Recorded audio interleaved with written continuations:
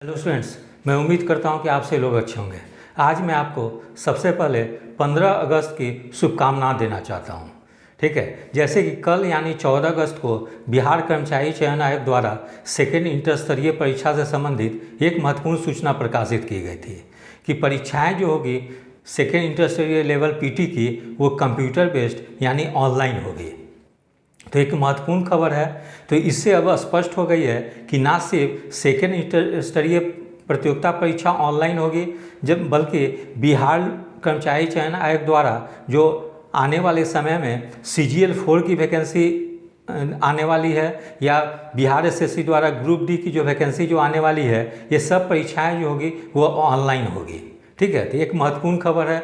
और परीक्षाएं पूर्व में जो होती थी वो OMR पे आधारित होती थी, जिसमें था कि स्टूडेंट्स को बुकलेट देखकर जो सही आंसर होती थी वो OMR में ब्लैक या ब्लू पेन से ओवल को काली करनी पड़ती थी। ठीक है, लेकिन अब वो नहीं करनी पड़ेगी। अब क्वेश्चन जो होगी कंप्यूटर पे आएगी और उसी को देखकर जो सही ऑप्शन जो होगी वो कर्सर के सारे जो 4 ऑप्शन दी जाएगी उसमें से जो आंसर सही होगी उस पर आपको निशान लगानी होगी। तो एक महत्वपूर्ण परिवर्तन देखने को मिली है बिहार SSC के द्वारा जो परीक्षा आयोजित की जाएगी। और एक चीज़ और मैं बता दूं कि बिहार SSC के द्वारा जो सेकेंड इंटर स्तरीय परीक्षा है वो ऑनलाइन होगी। इसकी सूचना पूर्व में प्रिंस विकास यूट्यूब चैनल के द्वारा दी गई थी, इसलिए पूर्व में ही दी गई थी। तो इस सूचना के लिए मैं उनको धन्यवाद देना चाहता हूं, क्योंकि उनके द्वारा पूर्व में जो भी सूचनाएं दी गई है वो लगभग सत्य हुई है। जैसे इसके पूर्व भी उन्होंने कहा था कि बिहार BPSC के द्वारा जो वैकेंसी आने वाली है उसमें ब्लॉक एजुकेशन अफसर की पद नहीं शामिल की जाएगी। और वो अब 2 दिन पहले पेपर में जो जानकारी आई है कि BO की BO की जो पोस्ट जो होगी वो 70वीं BPSC में नहीं जोड़ी जाएगी, जबकि इसकी पूर्व में ही सूचना 2 महीना पहले प्रिंस विकास सर यूट्यूब चैनल वाले ने दिया था। तो इस प्रकार से उनके द्वारा जो भी सूचनाएं जाती है वो लगभग सही होती है। तो अब मैं आता हूँ आपको यहाँ पे टॉपिक पे कि सेकेंड इंटर स्तरीय लेवल की जब विज्ञापन निकाली गई थी तो उसमें विज्ञापन में सिलेबस भी मेंशन कर दी गई थी। तो आज मैं आपको इस वीडियो के माध्यम से मैथ्स और रीजनिंग की क्या सिलेबस होगी वो मैं बताने जा रहा हूँ। तो सबसे पहले हम लोग मैथ्स के सिलेबस की बात करें तो इस प्रीवियस ईयर क्वेश्चन को देखेंगे, चाहे प्रथम इंटर लेवल की एग्ज़ाम हुई हो या बिहार कर्मचारी चयन आयोग द्वारा जो CGL 1, CGL 2, CGL 3 ये दोनों की परीक्षा आयोजित की गई। चूँकि बिहार CGL की जो परीक्षा होती है और इंटर लेवल की परीक्षा होती है, दोनों की सिलेबस बिल्कुल समान निर्धारित की गई है।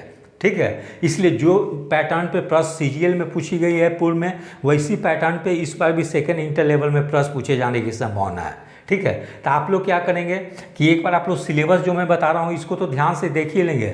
साथ में बिहार SSC के द्वारा जो पूर्व में CGL 1, 2, 3 और साथ में प्रथम इंटर स्तरीय परीक्षा जो आयोजित की गई है उस सब के PT और मेंस के क्वेश्चन को अच्छे तरीके से देख लेंगे, जिससे आपकी कंसेप्ट बिल्कुल क्लियर हो जाएगी कि किस किस टॉपिक से प्रश्न पूछी जा रही है और एग्ज़ाम की पैटर्न क्या है। तो मैंने भी प्रीवियस ईयर क्वेश्चन को देखा तो एक चीज़ स्पष्ट हो गई कि अर्थमेटिक या मैथ्स से लगभग 25 से 30 प्रश्न हर परीक्षा में पूछी जा रही है। ठीक है, तो इसमें कौन कौन सी सिलेबस मेंशन की गई है सिलेबस में वो मैं आपको बता देता हूँ। ठीक है, जैसे टॉपिक है संख्या पद्धति से संबंधित प्रश्न। ठीक है, यानी question based on number system. तो मैंने टॉपिक को हिंदी और इंग्लिश दोनों में बता दिया हूँ, क्योंकि कई स्टूडेंट्स मुझे फ़ोन करके बोले कि सर इसमें टॉपिक सिलेबस में जो टॉपिक बताई गई है वो इतनी शुद्ध हिंदी में लिखी गई है कि वो क्लियर ही नहीं हो रही है कि कौन सी टॉपिक पढ़नी है। इसलिए मैंने टॉपिक में हिंदी और इंग्लिश दोनों में लिख दिया है, जिससे अभ्यर्थियों को दिक्कत ना हो। तो पहला हो गया संख्या पद्धति से संबंधित प्रश्न, यानी question based on number system. दूसरा हो गया पूर्ण संख्याओं का अभिकलन, यानी कंप्यूटिंग ऑफ होल नंबर। फिर हो गया दशमलव और भिन्न, यानी डेसिमल एंड फ्रैक्शन। फिर हो गया संख्याओं के बीच परस्पर संबंध, यानी म्यूचुअल रिलेशन बिटवीन नंबर्स। फिर हो गई मूलभूत अंकगणितीय संक्रियाएं, यानी बेसिक अर्थमेटिक ऑपरेशन। ठीक है, उसके बाद है प्रतिशत। ठीक है, यानी इंग्लिश में है परसेंटेज। फिर उसके बाद है अनुपात तथा समानुपात, यानी रेशियो एंड प्रोपोर्शन। फिर उसके बाद है औसत यानी एवरेज। उसके बाद यहाँ ब्याज सिर्फ लिख दी गई है सिलेबस में, तो इसके अंतर्गत में आप साधारण ब्याज और चक्रवृद्धि ब्याज यानी सिंपल इंटरेस्ट और कंपाउंड इंटरेस्ट दोनों का अध्ययन कर लेंगे। जैसे कि परीक्षा में कुछ प्रीवियस ईयर क्वेश्चन देखेंगे तो कंपाउंड इंटरेस्ट से ज़्यादा प्रश्न पूछ दी जाती है, इसलिए आप लोग दोनों को तैयार कर लेंगे। ठीक है, फिर अब आ जाएंगे यहाँ पे लाभ और हानि यानी प्रॉफिट एंड लॉस। ठीक है, तो इतने टॉपिक जो है ये सब जो मैंने ब्लू इंक से लिखा है ये सब सिलेबस में मेंशन कर दी गई है। लेकिन जब आप प्रीवियस ईयर क्वेश्चन को देखते हैं, चाहे CGL 1, 2, 3 या फर्स्ट इंटर लेवल के एग्जाम के PT और मेंस को, तो जो टॉपिक सिलेबस में मेंशन नहीं की गई है वहाँ से भी प्रश्न पूछ दी जाती है। तो वो टॉपिक जो कि सिलेबस में मेंशन नहीं है वो मैंने रेड इंक से लिख दिया है। तो आप ये टॉपिक को तो तैयार करेंगे ही, साथ में ये टॉपिक को भी तैयार कर लेंगे जिससे कि यहाँ से प्रश्न पूछी जाए तो आप लोग को एग्जाम में कोई परेशानी ना हो। तो जैसे देख सकते हैं कि साझेदारी या पार्टनरशिप, रेलगाड़ी ट्रेन, नाव और धारा यानी बोट एंड स्ट्रीम, क्षेत्रमिति मेंसुरेशन, आयतन वॉल्यूम, घड़ी क्लॉक, प्रायिकता यानी प्रोबेबिलिटी, फिर क्रमचय एवं संचय यानी परमुटेशन एंड कम्बिनेशन। तो इतने टॉपिक को भी आप लोग जरूर से तैयार कर लेंगे। ठीक है, क्योंकि यहाँ से अभी प्रश्न पूछी जा रही है, तो आप लोग सिर्फ सिलेबस में जो टॉपिक दी गई है उसको तैयार करेंगे ही, साथ में जो मैंने रेड कलर से लिखा है इसको भी जरूर से तैयार कर लेंगे। और इतना टॉपिक आप तैयार कर लेते हैं तो मैं समझता हूँ कि अगर मैथ्स में अगर 30 प्रश्न पूछी जाती है तो अब 27 से 28 प्रश्न जो है कि डेफिनेटली सॉल्व कर देंगे। ठीक है, अब बुक की बात करूँ मैं तो बुक के लिए आप क्या करेंगे कि या तो RS अग्रवाल की बुक ले लेंगे, एस चांद पब्लिकेशन की आती है, या टाइम्स पब्लिकेशन के द्वारा सगीर अहमद सर की बुक निकाली जाती है। तो दो में से एक बुक जो भी आपको सूटेबल लगे उसमें से एक बुक ले लेंगे। क्योंकि सगीर अहमद को मैं इसलिए प्रेफर कर रहा हूँ कि इसमें बहुत बेसिक ढंग से समझाई गई है। ठीक है, इसलिए सगीर अहमद को बना लेंगे तो बेहतर है, नहीं साथ में RS अग्रवाल भी कर लेंगे तो अच्छी रहेगी। ठीक है, अब हम लोग प्रीवियस ईयर प्रैक्टिस पेपर कौन सा ले लेंगे प्रैक्टिस के लिए, तो उसमें क्या करेंगे आप लोग सेंट्रल SSC के द्वारा जो परीक्षाएं आयोजित की गई है, चाहे वो SSC MTS की हो या SSC CHSL की हो। ठीक है, तो MTS में तो अर्थमेटिक ही पूछी जाती है, लेकिन CHSL के एग्जाम में एडवांस मैथ भी पूछ दी जाती है। तो आप लोग एडवांस मैथ्स के जो प्रश्न होंगे उसको छोड़ देंगे, अब बाकी प्रश्न जो अर्थमेटिक मेंसुरेशन वगैरह से होगी ये दो सेक्शन को कवर कर लेंगे, या प्रोबेबिलिटी हो या परम्यूटेशन कम्बिनेशन से हो। ठीक है, तो ये दोनों प्रीवियस ईयर क्वेश्चन के पेपर को कवर कर लेंगे। अब उठती है कि कौन से प्रकाशन की बुक लें, क्योंकि मार्केट में तो बहुत सारे प्रकाशन की बुक है, इसलिए मेरे अनुसार यदि कहे तो आप किरण प्रकाशन की बुक ले लेंगे। ठीक है, किरण प्रकाशन की बुक में बहुत अच्छे ढंग से समझाई गई है। ठीक है, तो किरण प्रकाशन की बुक हेल्प करेगी, या फिर बहुत सारी प्रकाशन है जो आपको सूटेबल लगे उसको ले सकते हैं। फिर वही मानसिक, फिर दूसरा टॉपिक है मानसिक क्षमता जांच यानी मेंटल एबिलिटी टेस्ट।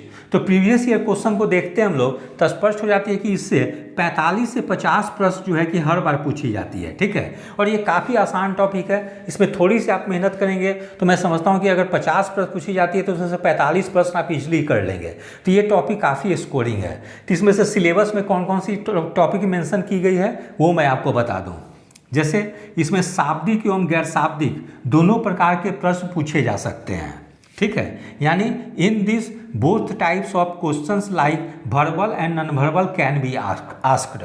ठीक है, अब जैसे कौन कौन से पूछे जाएंगे, सादृश्य, एनालॉजी, समानता एवं विभिन्नता यानी सिमिलरिटी एंड डिफरेंसेज, स्थान कल्पना यानी प्लेस इमेजिन, समस्या समाधान प्रॉब्लम सॉल्विंग, विश्लेषण एनालिसिस।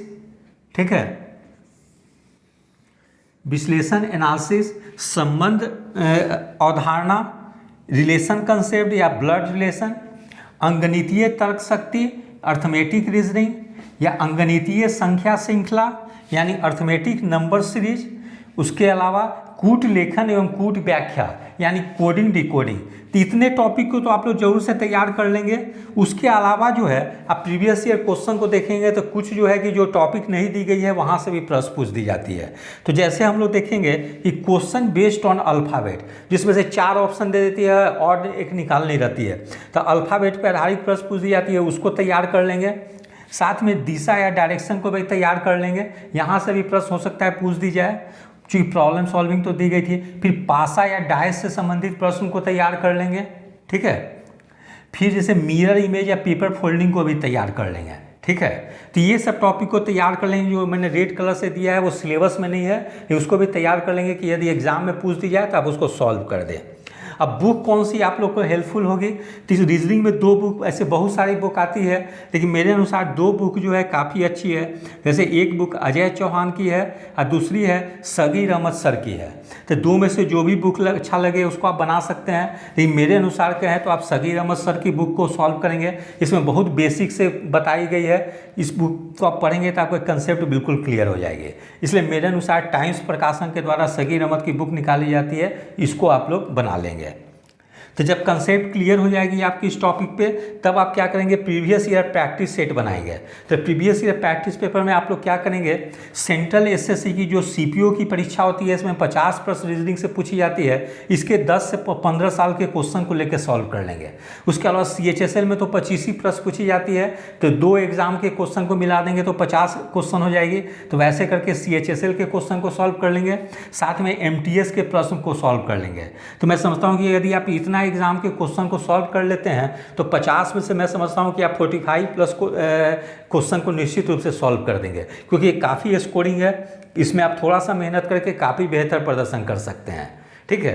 तो इस तरह से मैंने मैथ और रीजनिंग का हिंदी और इंग्लिश में जो टॉपिक दी गई है वो मैंने बता दिया है। साथ में जो टॉपिक सिलेबस में मेंशन नहीं की गई है वहाँ से भी प्रश्न पूछ दी जाती है, तो उसको भी मैंने मेंशन कर दिया है कि आप दोनों चीज़ को तैयार कर लेंगे, जो सिलेबस में टॉपिक दी गई है उसको भी, और साथ में जहाँ से प्रश्न पूछ दी जाती है उसको भी तैयार कर लेंगे, जिससे कि एग्ज़ाम में आप लोग को कोई दिक्कत ना हो। तो यदि आप सभी लोग को मेरा चैनल अच्छा लगा हो, इसे लाइक से और सब्सक्राइब करें। धन्यवाद। Take care.